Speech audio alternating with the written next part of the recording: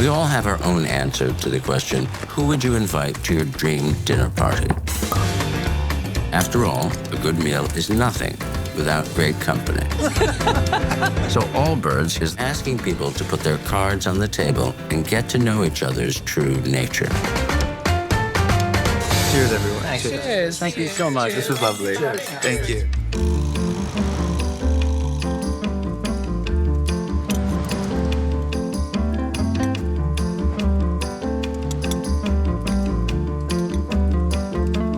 Would you introduce yourself? My name's Laufey. I'm a musician. I'm Imafidon. I'm a technologist. I love maths, tech, and helping people. I'm Hasan. I'm a comedian. And I wish I was doing something as cool as being a technologist.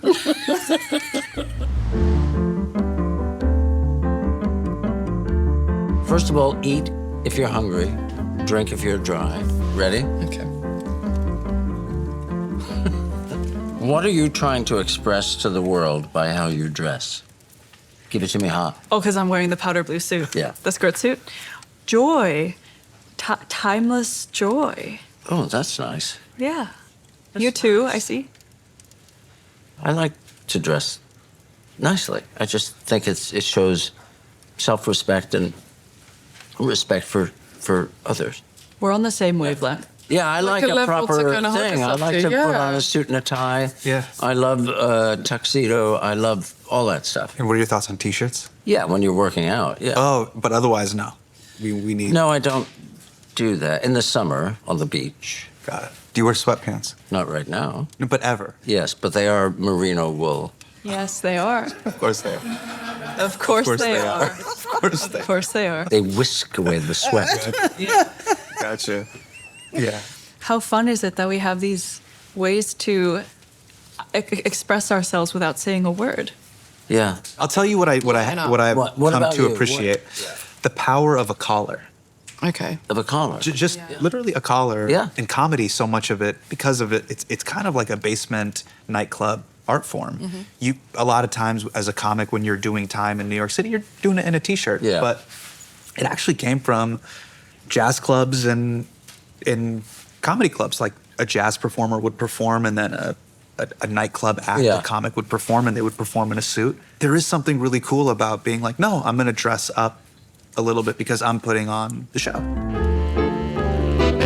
Okay, so this says, if you had no responsibilities, how would you spend your days? I actually have an answer to this question. There you go. Because I wish and I dream and I daydream all the time that I have no responsibilities. I would sit on a beach on the east coast of Kenya and do maths problems all the time. So I discovered a new part of maths called ethnomathematics.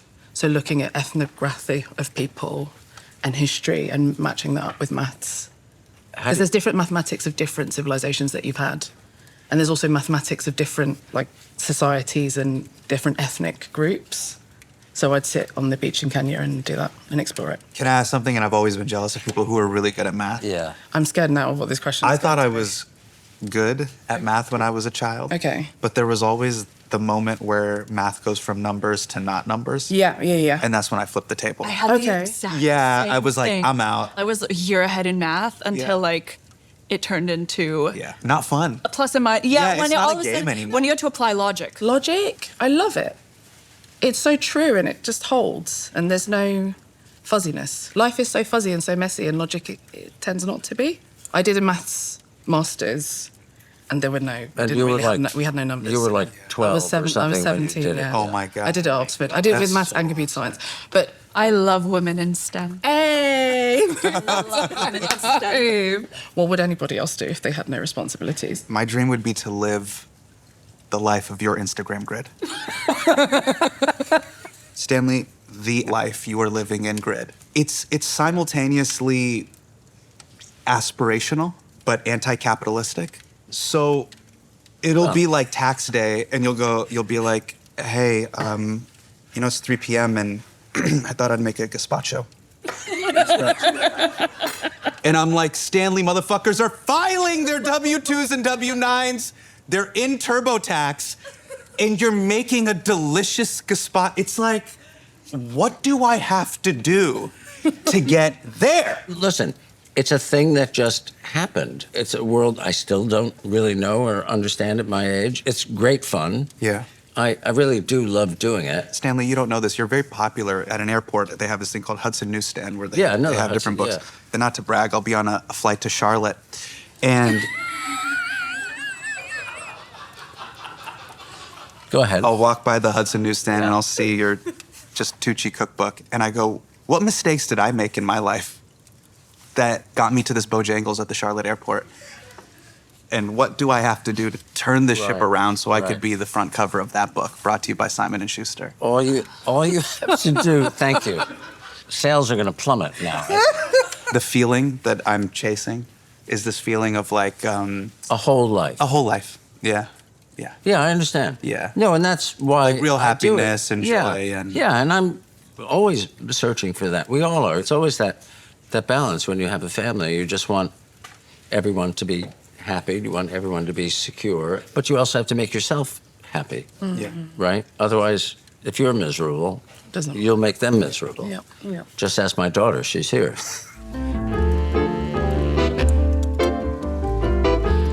Name a completely irrational fear of yours. I'm really good at rationalizing things, so my most irrational fears, like I've rationalized them. They all make sense to me. Like what? Like not being able to fall asleep for like days. Really? Yeah.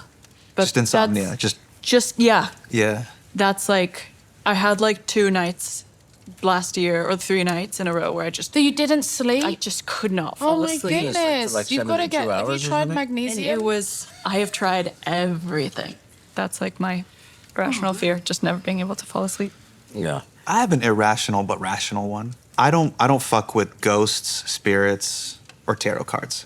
Like I get really upset when people try to push that on me. Did you get kind of nervous when you saw the box? A little bit, yeah. Yeah. So people are like, this is fun. I'm like, No.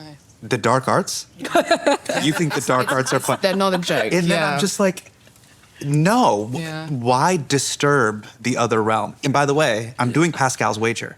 Just assume, even if it doesn't exist, in the rare event that it does exist, you really want to fuck with ghosts? You sound more and more like my dad with every single answer that you give. Is your dad Indian? No, my dad's not Indian. My dad's Nigerian. Well, Like the Nigerians and occult, Indians were very yeah, much no, like this. It's Yeah. like the occult. Like these things are very real. So why would you? We call it juju.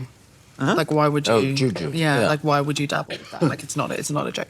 People turn into yams or you have like flying goats. Like these are real things that really happen. Yeah. So don't dabble. But so She goes, you know, that would be like that's irrational.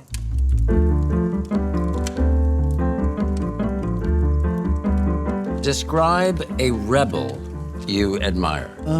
I'd probably say my parents. Parents. Yeah. I think as I've gotten older, there's been a few like memories that I've had where they just don't accept the status quo. And I was like, oh, that's so badass. Sometimes my dad will be at the register. He'll tell him the price. And he'll just go, no.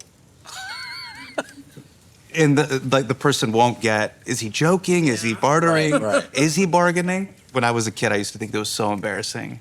And I just think that But he was doing it on so- purpose.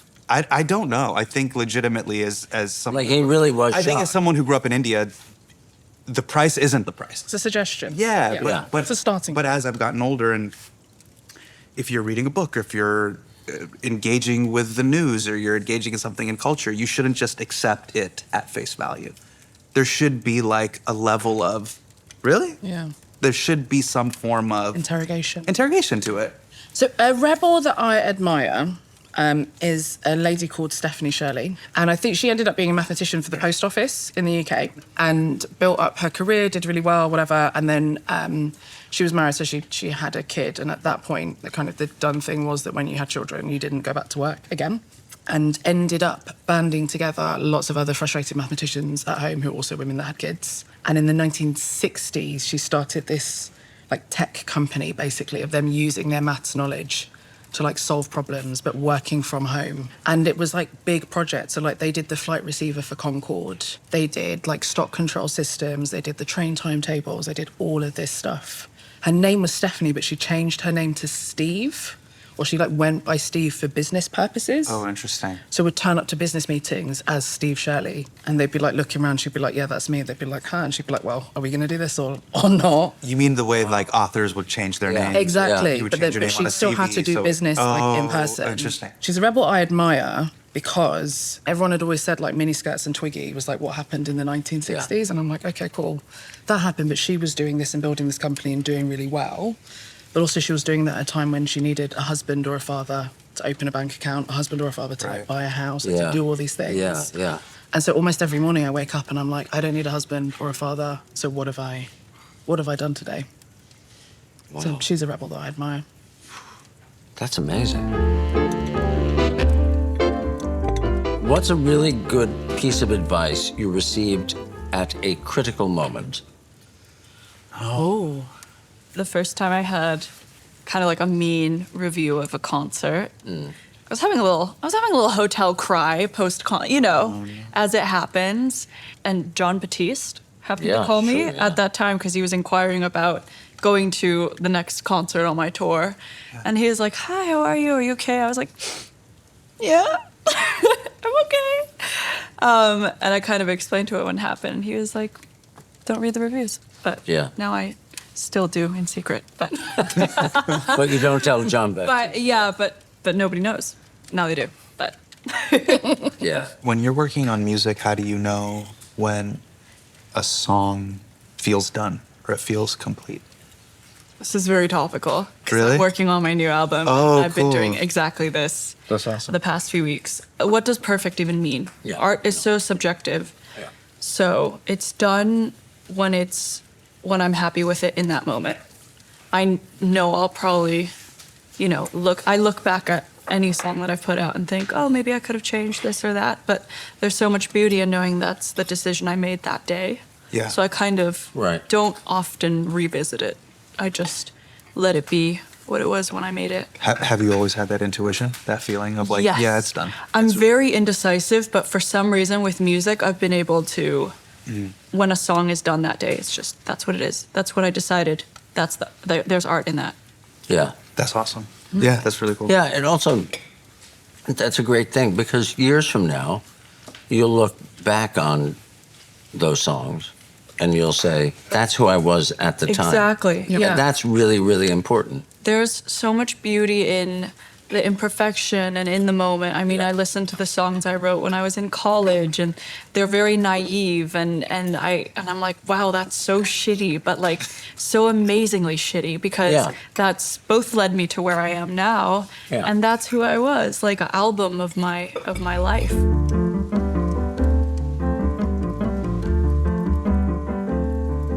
What's your relationship with rules and limits? Oh boy. I at once will adhere to rules, but I take joy in breaking them. I'm never on time. Never. Really? No, never. It's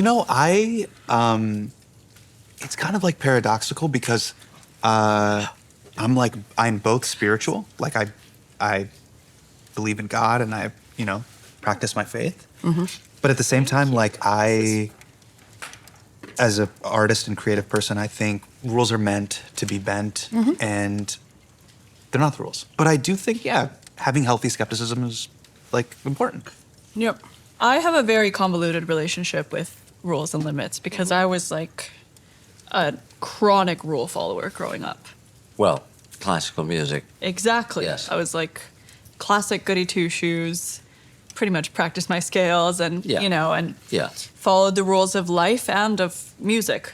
I mean, I didn't drink until I was 21. I followed literally You looked at your driver's license and you were like, I am of legal age. Yeah, literally, yeah. My mom was like, have a drink. What's wrong with you? Like, are you weird? She literally asked me in high school. She was like, Really? Are you okay? Like, do you have friends? Whoa. You have friends. It be your own mother. That's cruel. really That's so cruel. I know. Well, I didn't really go to the school I'm sure dances. she I meant felt well. kind of she meant so well. She meant well. And then when I moved from Iceland to Boston to go to college, and I all of a sudden, for the first time in my life, I was in jazz school. I was in contemporary music school, not classical music school. Right. And I was mortified. All of a sudden, all of these things that I believed about music and believed about life were just completely dismantled. I wasn't living with my family anymore. I like started dating and drinking. Yeah, But yeah. to me, it was like a Yeah, huge life yeah. change. You were like, I was gallivanting about the city. Yeah, I was like, oh, yeah. And same with music. I wasn't following the rules of classical music. I wasn't playing the notes that were literally put in front of me on paper. I had this moment where it just like everything changed for me, both as a woman and as a musician, where all of a sudden I started writing music and I started kind of breaking the rules. And it was literally at that point that I started to find success as an artist. It was like, you can almost like pin it down to like a week where everything changed for me. And there was such a distinct moment when I realized that actually, if you kind of don't know what you're doing, you might be doing something right. I mean, artistically, there's only what works. Right. Right? What works musically, what works visually. Exactly. And does it have resonance? Yeah. That's all that matters. Great rule breakers, their legacy lasts. Great musicians who broke the rules, artists, they last. I had the complete opposite relationship with rules to the two of you. I was always like, hey, like the rule either exists and has always been true and will always be true, or you just made it up and it's not a rule that I have to respect or do anything with. Failure is not like the end of the road, is it? That's it. You're allowed to explore, you're allowed to make mistakes, you're allowed to try things that might seem a little bit adventurous or might seem a little bit dangerous that aren't mortally dangerous. I had 2 GCSEs by the time I left primary school, which, like, to translate that kind of out of the UK is an exam you normally do at 16. I did at 10, right? Like, so people are always like, oh my God, you did this thing at 10. Were you not afraid? And I'm like, afraid of what? Like, if I failed at 10, I was a 10-year-old that failed a thing for 16-year-olds. Like, what was the big deal? And then there are ultimate rules. Don't put your hand in the fire. That's a genuine rule that will apply for adults and apply for children. But most other things, Yeah. All right, what surprised you about this dinner? What I was blown away by is how you were a child prodigy and genius, but you're not insane or cruel. not like Dexter. What surprised you most about this? I'm surprised of how people from such different backgrounds and different fields can find such fruitful conversation. Yeah. Yeah, I agree. What surprised you? That. Oh, wow. That how effortless it is and how much fun it is. We should do this tomorrow. Cheers, everyone. Thanks. Thank you so much. It's really been a pleasure. This was lovely. Cheers. Thanks very much. Please, Yeah, come on. thank you for having me.